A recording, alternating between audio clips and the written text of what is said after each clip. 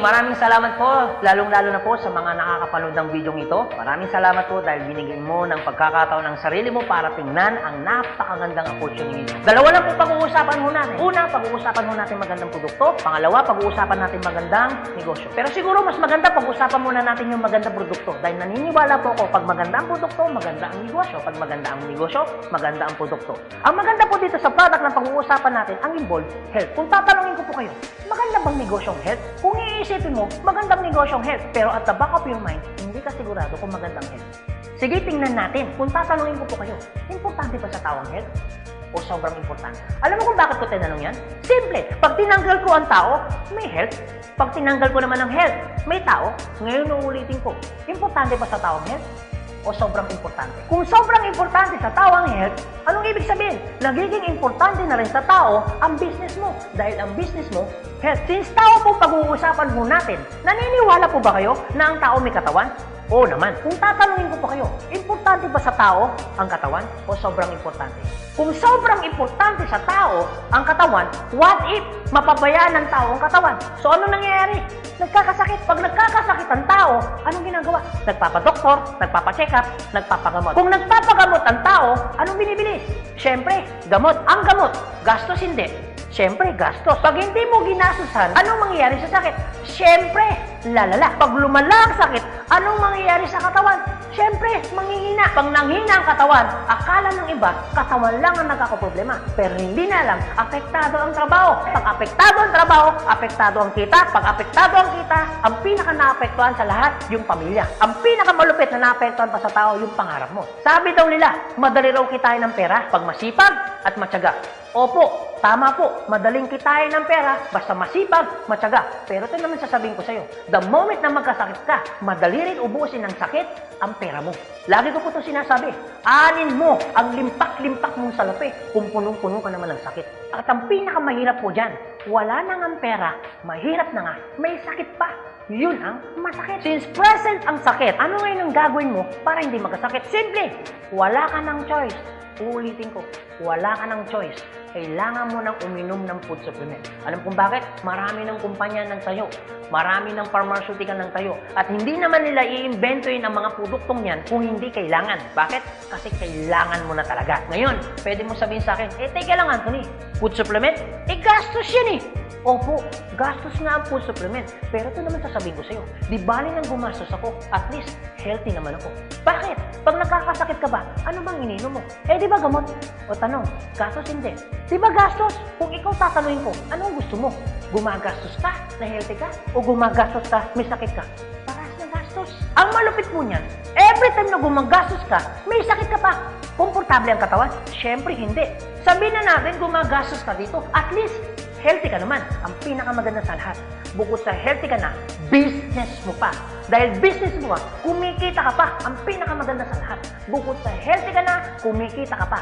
Bukod sa kumikita ka na, healthy ka pa. Ano ngayon ang pakiramdam na bukod sa healthy at kumikita ka na, nakakatulong ka pa? Maganda o napakaganda? O sige, pag-usapan naman natin yung magandang negosyo. Maaaring nagustuhan mo yung product, maaaring bibili ka ng product. Pero ito yung totoo, gagawin mo kayong negosyo. Kasi bakit? Pag business ang pinag-uusapan, hindi naman kasi lahat ng tao business-oriented. Karamihan ng tao is career-oriented. Alam mo kung bakit? Marami kasing tao na pagdating sa business, ang dami niyang perspective. Alam mo isa sa mga perspective ng tao pagdating sa negosyo? Una, wala akong pera. Pwede mo sabihin sa akin, teka lang Anthony, wala naman akong pera. Kanina, nung pinapanood mong video nito, wala kang problema. Pero ngayon, may problema ka na. Ano? Pera. Pangalawa, ang maaaring problema mo, wala akong time. Pwede mo sabihin sa akin, teka lang Anthony, okay yung negosyo, kaso nga lang wala akong time. Walang kaso. Pero mayroong mas worse. Wala ka na nga time. Wala ka pang pera. Pangatlo, maaaring itong problema mo. Teka lang Anthony, okay yung business, kaso nga lang hindi ko yan alam. Hindi ko yan hilig. Hindi ko yan linya. Ew. Pero ito yung totoo. Marami naman tao sa labas na ginagawa niya linya niya, ginagawa niya hilig niya. Pero tanong, kamusta ang buhay? Sabihin na natin hindi mo to hilig. Sabihin na natin, hindi mo rito niya. Pero ito sasabihin ko, kung ito naman ang magpapabago ng buhay mo, bakit hindi mo siya ninyahin? Pang-apat, maaaring ito isa sa mga problema mo. Teka lang, Anthony, okay ang business. Kaso nga lang, risky yan. Naku, malulugi lang ako. Ang pinakamalupit, hindi mo pa tinatayo yung negosyo mo, feeling mo, lugi ka na. Ang matindi niyan, ano malulugi sa'yo? Eh di ba sabi mo, wala kang pera? Eto tanong, kung problema mo ang pera, problema mo ang oras, problema mo dahil wala kang alam, kasi iniisip mo baka malugi ka, ito sasabihin ko. Hindi lang naman to ang una or pangalawang pagkakataon na pwede kang ma-involve sa business. Kung yan ang problema mo, bakit? Pagdating kayo ng panahon, yan pa rin kayo problema mo. Pag-usapan po natin ang life cycle. Naniniwala ka bang may life cycle? Oo naman, importante po ang life cycle. Kasi po, hindi po magiging balanse ang mundo pag walang life cycle. Isa sa mga dinadaanan ng tao na life cycle, yung pag-aaral. Kung ikaw magkakaanak o magkakaanak pa lang, pag-aralin mo hindi. Siyempre, pag-aaralin. Kawawa naman yung bata pag hindi natuto, hindi marunong magsulat, hindi marunong magbasa. Pagkatapos mag-aral, anong susunod? Siyempre, gagraduate. Pagkatapos graduate, anong susunod? Siyempre, magtatrabaho. Pero pansinin mo to. Meron po mga tao hindi nakapag-aral, hindi nakagraduate, pero nagtatrabaho. Bakit? Isa sa mga life cycle po na dinadaan ng tao, kailangan po magtrabaho. Etong tanong, gusto niyo po ba habang buhay nagtatrabaho? Siyempre, hindi. Gustuin niyo man po magtrabaho ng 60 to 65 years old, wala na ho kayong choice. Ang sasabihin ng boss mo, you're out. Bakit? Anong tawag po doon? Retire. Pag kayo po ba nag-retire, may pera wala? Siyempre, meron. Anong tawag mo doon? Retirement fee. Dahil ikaw ay nag-retire, ang trabaho, tuloy tigil. Siyempre, tigil. Pag tigil ang trabaho, ang sweldo, tuloy tigil. Siyempre, tigil. Dahil tigil ang trabaho, tigil ang sweldo, ang gastos, tuloy tigil. Siyempre, tuloy. Dahil tuloy ang gastos, ang retirement fee na pinaghirapan mo, maubos hindi. Siyempre, pwedeng maubos. Para hindi maubos ang perang pinaghirapan mo, anong gagawin mo? Maaaring naiisip mo ngayon kung ikaw nakakapanood ng video nito. Maaari at siguradong maiisip mo ngayon, business. Ito tanong. Kung papasok ka ngayon sa business para hindi maubos ang pera mo, teka lang, akala ko ba kanina, iniisip mo, teka lang Anthony, wala akong pera kasi mamumulan ako dyan. Pero ito sabihin ko, kung iniisip mo kanina, wala kang puhunan, mamumuhunan ka kasi, eh di ba ganun din dito? Mamumuhunan ka rin. Di ba sabi mo kanina, wala akong time? Kung iniisip mo na wala kang oras, bakit? Pagtungtong mo ng 60, 65, may oras ka ba ba? Sabi mo kanina, wala kang alam. Pero tanong, bakit pagtungtong mo ng 60, may alam ka? Buong buhay mo nagtrabaho, hindi nag-business. Dahil wala kang alam sa business, anong mangyayari sa pera mo? Siyempre, mauubos. Anong sense, nagtrabaho mo ng buong buhay mo, papasok ka sa business, dahil wala kang alam sa business, ang perang pinaghirapan mo, mauubos lang. Kaya marami pong mga tao nagre-retire, pumapasok sa business, still broke pa rin. Alam kung bakit? Kasi wala silang alam sa business. Kung ikaw ang nakakapanood ng video nito, huwag po kayo mag-alala. Kasi bakit? Later pa naman yan. Pero kung tatanungin kita, kung papasok ka lang naman pala sa business, anong gusto mo? Ngayon o later? Alam mo kung bakit ngayon? Simple. Pag ngayon mo ba inaral ang business, ngayon ka nag-decision mag-business, ngayon mo ginawa ang business, ngayon mo matututunan? Yes. Ngayon ka rin kikita? Yes. Pero pag later ka nag-decision mag-business, later mo ginawa ang mag-business, later kang pumasok mag-business, later mo inaral ang business, later mo matututunan? Yes. Later ka rin kikita? Yes. Kung papasok ka sa business, anong gusto mo? Ngayon o later? O sige Anthony, nagustuhan ko yung magandang negosyo, nagustuhan ko rin yung magandang produkto. Pero ito tanong, paano ko siya umpisan? Anong gagawin ko? Paano ako magiging membro ng AIM Global? Ganito po kasi yan. Una po, kailangan nyo pong bumili ng global package. Tanong, magkano naman ang global package? Ang global package po ay 7,980 pesos. Pero teka lang Anthony, mukhang yata ang laki. Opo, malaki po siya kung gastos.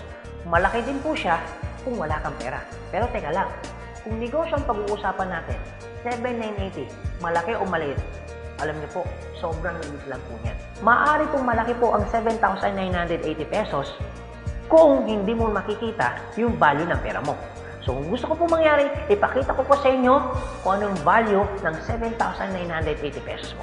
Una, magkakaroon ka ng product na worth 6,000 pesos. Pangalawa, magkakaroon po kayo ng insurance. Meron po kami tinatawag na personal accident insurance na 200,000, unprovoked murder and assault na 50,000 pesos, 10,000 pesos medical reimbursement. Hindi lang yan, meron pa kami tinatawag na burial assistance na 10,000 pesos. Pangatlo, magkakaroon ka pa ng discount from 25% up to 50%.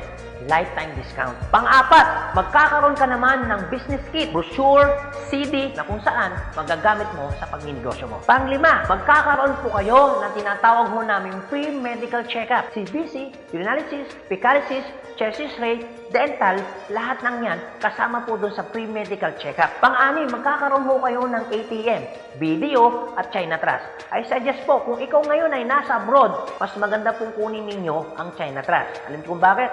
This is an international debit card na kung saan po mawi-withdraw ninyo ang pera ninyo na kahit saang bansa. Kung hindi naman kayo mag-abroad, pwede po kayong kumuha ng BDO. At hindi lang yan, pang-pito, magkakaroon po kayo ng tinatawag ho naming web page. So ano pong advantage ng web page ho natin? Magkakaroon ho kayo ng DTC, Distributor Tracking Center, na kung saan mamomonitor nyo lahat ng transaction na nangyayari po sa business ninyo. At hindi lang yan, ang pinakamaganda, yung pang-walo. Meron po kami tinatawag na scholarship program. So ibig sabihin, pag naging member ka ng AIM Global, automatic bibigyan ho namin kayo ng scholarship certificate. So ang maganda po doon, sa scholarship po natin, transferable.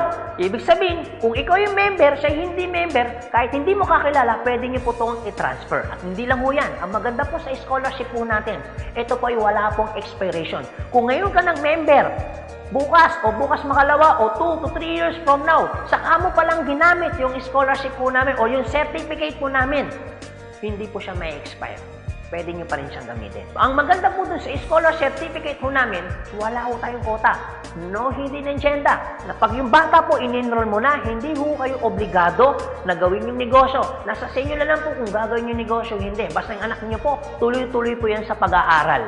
So wala ho tayong hidden agenda, no quota. Kahit hindi ho kayo bumili ng product, kahit hindi ho kayo mag-imbita ng tao, kahit hindi nyo po ito gawin. No obligation, no commitment. No hidden agenda. Yan po yung kabuuan ng global package ho natin doon sa perang binitawan mo na 7,980 pesos. Ang tanong, maganda po ba o napakaganda? Sulit o sulit na sulit? Okay, sige, ganito Anthony. Nagustuhan ko yung magandang negosyo. Nagustuhan ko rin yung magandang produkto. Sige, mag-join na ako. Eto tanong, kung ako pa papasok na ngayon, gagawin ko na yung negosyo. Paano naman ako kikita? Ganito po yan. Una, kikita po kayo sa tinatawag naming retailing. Sa retailing naman po, from 25% up to 50% kikita ka. Kung hilig mong magbenta, aba, bagay na bagay ka dito. Kung hindi ka naman mahilig magbenta, wala din pong kaso. Pangalawa, eto po maganda. Meron po kaming tinatawag na binary income. Sa binary income, dalawa pwede nyo pong pagkakitaan. Una, pwede ho kayong kumita sa tinatawag namin direct referral bonus. Magkano direct referral bonus? 500 pesos. At pangalawa, pwede naman kayo kumita sa tinatawag namin match sales bonus o madalas ang tawag ho namin dyan, pairing bonus. Magkano naman ang pairing bonus? 1,500 pesos. O sige Anthony, mukhang maganda yung binary income na yan. Paano ka pa kikitain direct referral bonus na 500 at paano ko naman kikitain yung pairing bonus na 1,500? Okay, ganito po yan. Pag sinabi pong binary, dalawa po yan. It's either ilalagay mo sa kanan o ilalagay mo sa kaliwa. Ang trabaho mo, mag-imbita. Pag ikaw ngayon nag-imbita, at yung inimbita mo ay bumili ng global package, sabi na natin, dalawa yung inimbitahan mo. Yung isa, inimbitahan mo, nilagay mo sa kanan. Yung isa naman, inimbitahan mo, nilagay mo naman sa kaliwa. Pagbili ni A, automatic, meron kang tinatawag na direct referral. Pagbili naman ni B, automatic, may kikitain ka naman na direct referral ng 500 pesos. At hindi lang yan, meron ka pang bonus. Pag may pumasok sa kanan mo at may pumasok sa kaliwa mo, automatic, magpipair po siya. Magkano pong pairing bonus? 1,500 pesos. Basta ang usapan po, every time may papasok sa kaliwa, every time may papasok sa kanan, automatic po, pairing 1,500. Sa tingin mo ba, si A, meron din bang kaliwa? Meron din kanan? Si B, meron din bang kaliwa? Meron din bang kanan? Sa tingin mo ba, ikaw pa ba ang nag-imbita dun sa inimbita ni A and B? Siyempre, hindi na. Eto maganda. Sa labas, no work, no pay. Pero sa amin, yung taong dilala ni A at ni B, automatic, kikita ka pa rin ng pairing bonus. Magkano pairing bonus? 1,500 pesos. Ibig sabihin, dalawa yung pumasok. Magkano po yun? So, ibig sabihin, kikita ka ng 3,000 pesos. No work, pero with pay. Sa tingin niyo po, pagdating po ng panahon, yung grupo po ni A, dadami? Yung grupo naman ni B, nadami? Oo naman. So tanong, may iwasan bang lumaki? Siyempre, hindi. Eh what if, Anthony, may pumasok isa? may pumasok isa, araw-araw. Anong ibig sabihin po niyan? Eh di ibig sabihin, araw-araw po, kikita ka ng 1.5. Eh paano kung ganito, Anthony? Dahil lumalaki po ang grupo, eh paano kung may pumasok 10 dito? Eh paano kung may pumasok dito 10 dito? Anong ibig sabihin yan? Eh di 10 po ng 1.5. So magkano yung 10 ng 1.5? Eh di 15,000. Eh paano kung araw-araw yan? Eh di ang ibig sabihin po yan, araw-araw po yan, 15,000, 15,000. Tuloy-tuloy po yan. Ang pinakamaganda niyan, yung 15,000 po ba? Malaki maliit? Siyempre malaki. Pero hindi lang po yan. You have opportunity para kumita ng 24,000 pesos per day. Alam ko medyo nag-iisip ka. Maaaring iniisip mo na hindi ka kikita. Pero maaaring iniisip mo rin na kikita ka. Pero kung mag-isip ka ng hindi ka kikita, kung mag-iisip ka ng kikita ka, para sa ginawa mo, nag-isip ka pa rin. Pero kung mag-iisip ka lang naman, mas maganda lang pong nag-iisip ka, nakikita ka, kaysa naman nag-iisip na hindi ka kikita. Ito po masasabi ko sa inyo. Kung gusto mo ng pagbabago sa buhay, dapat may baguhin ka. Pero pag wala kang binago, walang mababago.